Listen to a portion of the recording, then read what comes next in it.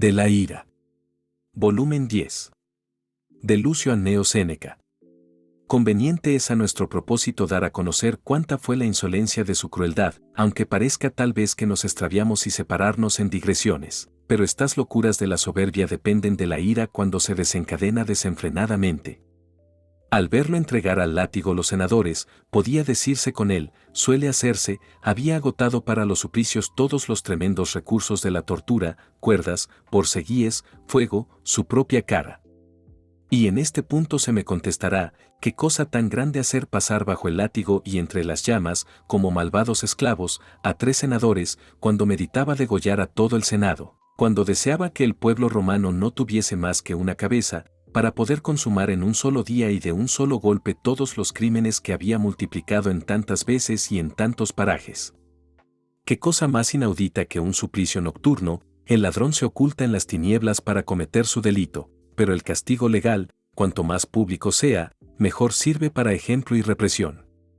También se me contestará aquí, esos excesos que tanto te sorprenden son la ocupación diaria de ese monstruo, para eso vive, para eso despierta, para eso medita durante la noche.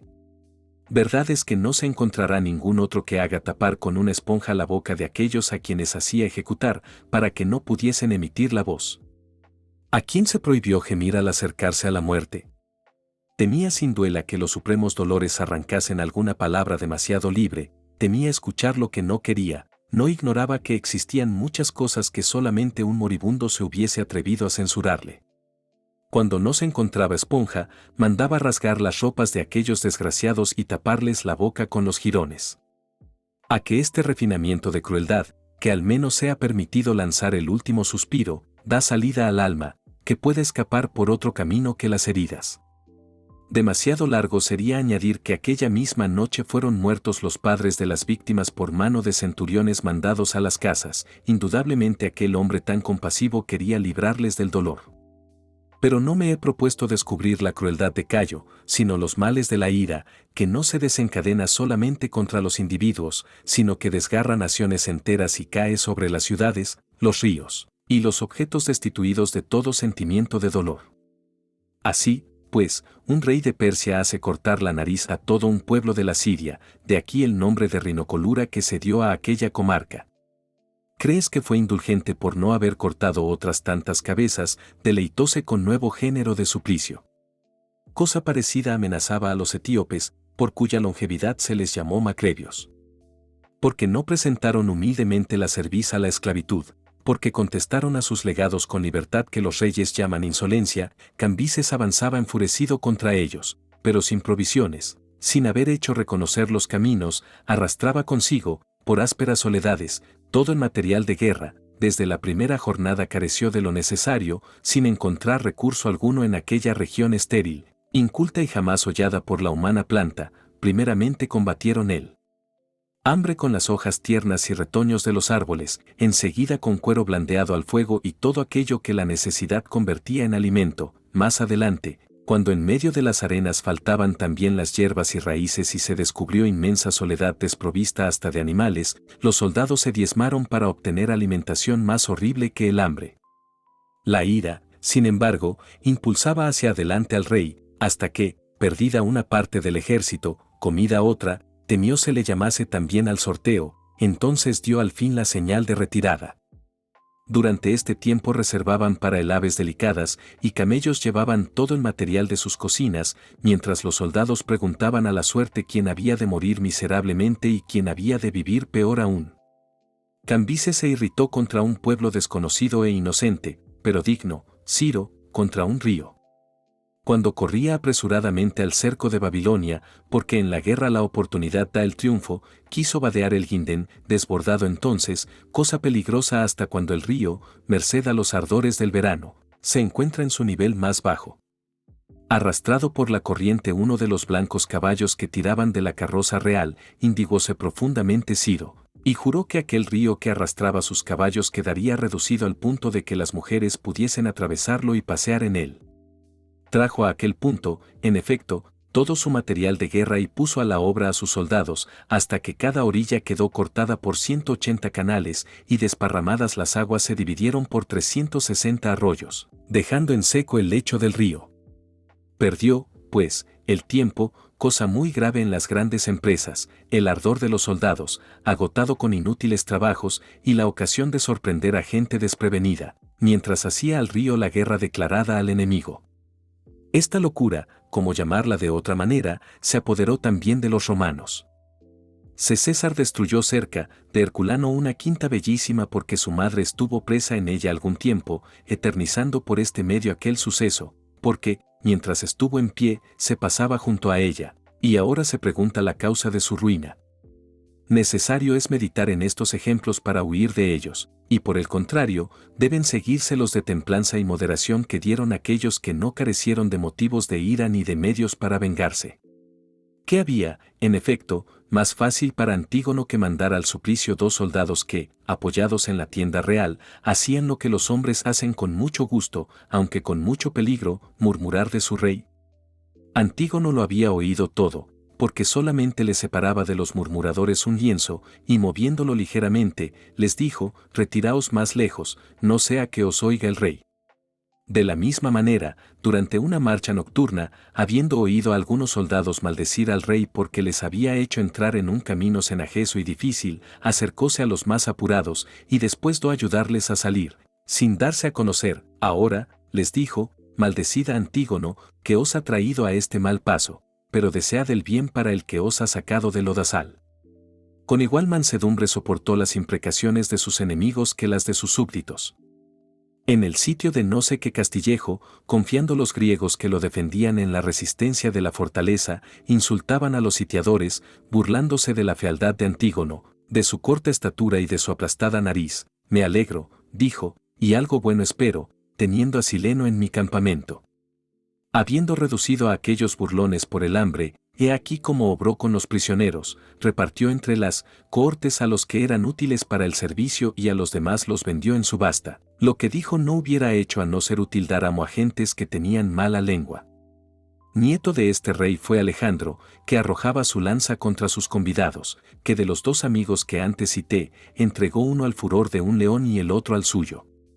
De ellos, sin embargo, vivió el arrojado al león. No había heredado este vicio de su abuelo ni de su padre. Porque si existió en Filipo otra virtud, también tuvo la paciencia para soportar las injurias, poderoso medio para proteger un reino. Demochares, llamado Parriciastes a causa de la excesiva intemperancia de su lengua, vino a él con otros legados atenienses. Filipo, después de escucharles con benevolencia, decime, añadió, que puedo hacer que sea grato a los atenienses. Ahorcarte, contestó Demochares. Estalló la indignación de los presentes al escuchar tan brutal contestación, y calmándoles Filipo, mandó que se dejase marchar a aquel tercita sano y salvo. En cuanto a vosotros, dijo a los demás legados, decid a los atenienses que son mucho más soberbios los que tales cosas dicen que los que las oyen sin castigarlas. Muchas cosas dijo e hizo el divino Augusto que merecen ser referidas, y que demuestran que la ira no imperaba en él. El historiador Timogenes habla dicho del emperador, de su esposa y de su familia cosas que no quedaron perdidas, porque el chiste las hace circular más y las pone en todas las bocas. Frecuentemente le amonestó el César para que fuese más moderado en su lenguaje, y como persistiera, le negó la entrada en palacio. Desde entonces pasó Timogenes su vejez en casa de Asinio Polión, y toda la ciudad se lo disputaba. La expulsión del palacio del César no le cerró ninguna puerta. Más adelante recitó y quemó las historias que había escrito, y entregó al fuego los libros que contenían los anales de César Augusto. Enemigo era del César y nadie temió su amistad, nadie le alejó de él como de hombre herido por el rayo, encontrando quien le abriese los brazos cuando caía de tan alto. César, como he dicho, lo soportaba con paciencia, y no se conmovió porque hubiese destruido los anales de su gloria y de sus bellas acciones. Jamás censuró al que hospedaba a su enemigo, y solamente dijo una vez a Asinio Polión. Como éste se preparaba a excusarse, se le adelantó diciéndole: goza, querido Polión, goza de tu hospitalidad. Y cuando Polión replicó: si lo mandas, César, lo expulsaré de mi casa. ¿Crees que haré eso?, dijo, cuando soy yo quien os ha reconciliado. Polión había estado algún tiempo disgustado con Timogenes y no tuvo otra causa para desistir de su resentimiento que el haber comenzado el de César. Dígase cada cual siempre que se le ofende, ¿soy yo más poderoso que Filipo? Sin embargo, se le ultrajó impunemente. ¿Puedo yo más en mi casa que el divino Augusto en el mundo entero? Se contentó, sin embargo, con separarse de su detractor. ¿Cómo? Castigaré con el látigo y el hierro la respuesta demasiado atrevida de un esclavo, su aspecto hosco o su murmullo que no llega hasta mí. ¿Quién soy yo para que sea delito ofender mis oídos? Muchos han perdonado a sus enemigos, y yo no perdonaré a un esclavo perezoso, negligente o hablador. Excúsese el niño con su edad, con su sexo la mujer, con su libertad el extranjero y el criado con la familiaridad. ¿Acaso es la primera vez que nos desagrada? Recordemos cuántas nos ha complacido. Nos ha ofendido muchas veces, soportemos lo que hemos soportado tanto tiempo. Es un amigo quien nos ofende, ha hecho lo que no quería. Es un enemigo, ha hecho lo que debía. Cedamos al prudente, perdonemos al insensato, y digámonos en cuanto a todos, hasta los varones más sabios caen en multitud de faltas, que no hay nadie tan circunspecto que no olvide alguna vez su cuidado, nadie tan sensato que no abandone alguna vez su gravedad en la viveza de algún arrebato, nadie tan precavido contra el ultraje que no incurra en el defecto que quiere evitar. Así como el hombre vulgar encuentra en el derrumbamiento de la fortuna de los grandes consuelo a sus males, y llora con menos amargura en un rincón la muerte de su hijo al ver dolorosos funerales que salen de un palacio, así también cada cual soportará con más resignación algunas ofensas, algunos desprecios al pensar que no hay poder, por grande que sea, que se encuentre al abrigo de injurias. Y si los más prudentes delinquen, ¿qué error carece de legítima excusa? Recordemos cuántas veces se mostró nuestra juventud poco celosa de sus deberes, poco cauta en sus palabras, poco sobria en el vino. Se ha irritado uno, démosle tiempo para reconocer lo que ha hecho, él mismo se corregirá. Impondráse castigo, no hay razón para que nosotros hagamos la mismo que él. Es indudable que el que desprecia los ataques que arrancan de la multitud se coloca más alto que ella, propio es de la verdadera grandeza no sentirse herida. Así es que la fiera poderosa se vuelve lentamente al ladrido de los perros, así también el fuerte peñasco desafía el asalto de la impotente ola. El que no se irrita, queda inaccesible a la injuria, el que se irrita se quebranta. Pero el que acabo de presentar como superior a todos los ataques tiene como abrazado el soberano bien, y responde no solamente al hombre, sino que también a la fortuna. Por mucho que hagas, eres demasiado débil para turbar mi serenidad. La razón, a la que he entregado la dirección de mi vida, me lo prohíbe, la ira me perjudicaría más que la injuria. Conozco los límites de la una, pero ignoro hasta dónde me arrastrarla la otra. No puedo sufrirla, dices, es muy difícil soportar la injuria. Mientes, porque ¿qué hombre no puede soportar la injuria si puede soportar la ira? Añade también que al obrar de esa manera soportas la ira y la injuria. ¿Por qué soportas los arrebatos del enfermo y las palabras del demente? ¿Por qué los golpes del niño? Porque te parece que no saben lo que hacen. ¿Qué importa cuál sea la enfermedad que hace desvariar? La demencia es excusa igual para todos. ¿Cómo, dices, quedará impune el que injuria? Considera que así lo quieres, y, sin embargo, no sucederá así. El mayor castigo del mal es haberlo cometido, y la pena más rigurosa es quedar entregado al arrepentimiento. Finalmente, necesario es considerar la condición de las cosas humanas para que seamos jueces equitativos en todos los accidentes. No se tiene en cuenta el color negro entre los etíopes, ni entre los germanos roja cabellera atada en nudo. Cada cual es según su propia naturaleza. Nunca encontrarás extraño o repugnante en un hombre lo que es común a toda su nación. Ahora bien, cada ejemplo de esto solamente significa la costumbre de una región o de un ángulo de la tierra. Considera ahora si la indulgencia será más justa tratándose de vicios extendidos por todo el género humano. Todos somos inconsiderados e imprevisores, irresolutos, susceptibles, ambiciosos, ¿a qué ocultar con palabras suaves la llaga pública? Todos somos malos. Así, pues, cada cual encuentra en su propio corazón aquello mismo que reprende en otro. ¿Por qué notas la palidez de este, el enflaquecimiento de aquel? La epidemia está en todos. Seamos, pues, más tolerantes recíprocamente, malos, vivimos entre malos. Una sola cosa puede devolvernos la tranquilidad, el convenio de nuestra tolerancia. Aquel me ha ofendido, no le he devuelto la ofensa, pero tal vez habrás ofendido ya a otro o le ofenderás. No te juzgues por una hora o un día, considera la disposición habitual de tu ánimo, aunque no hayas hecho ningún mal, puedes hacerlo. ¿No es mejor curar la injuria que vengarla? La venganza absorbe mucho tiempo y nos expone a multitud de ofensas por una sola que nos molesta. En todos dura más la ira que la injuria, ¿no es mejor seguir otro camino y no oponer vicios a vicios? ¿Te parecería en sano juicio el que devolviese la cosa al mulo o el mordisco al perro? Pero esos animales, dices, no saben que obran mal. En primer lugar, es muy injusto aquel para quien el nombre de hombre excluye la indulgencia. Además, si los otros animales escapan de tu ira porque son irracionales, debes colocar en la misma línea a todo aquel que carece de razón.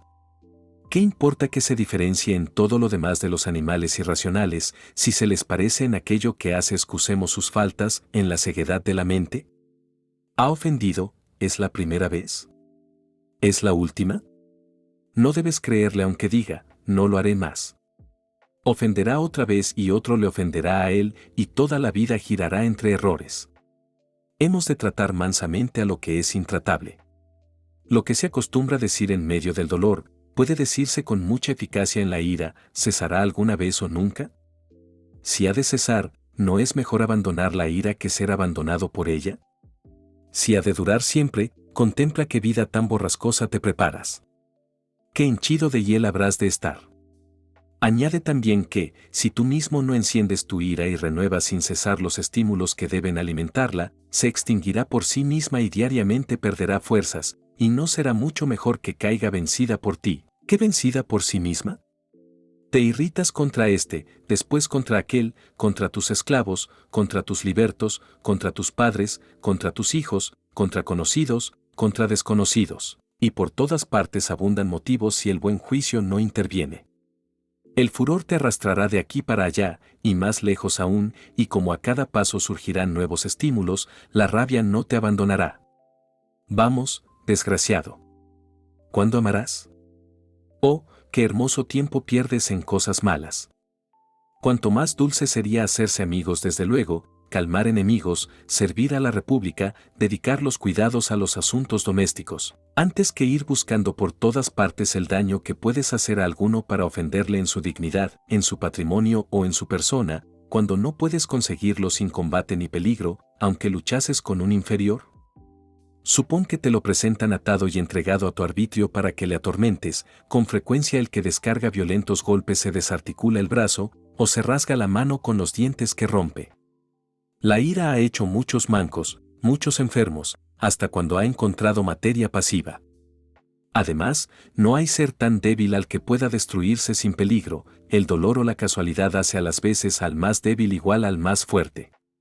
Y también la mayor parte de las cosas por que nos irritamos, antes nos contrarían que nos ofenden, y media mucha diferencia entre oponerse a nuestra voluntad y no servirla, entre arrancarnos algo y no dárnoslo. Sin embargo, colocamos en la misma línea al que toma y al que rehúsa, al que destruye nuestras esperanzas y al que las aplaza, al que obra contra nosotros o en provecho propio, al que ama a otro y al que nos odia.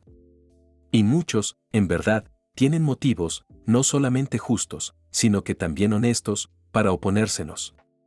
Uno defiende a su padre, otro a su hermano, este a su tío, aquel a su amigo, y, sin embargo, no les perdonamos que lo hagan, les censuraríamos que no lo hicieran, o más bien, lo que es increíble, alabamos el hecho y censuramos al que lo realiza.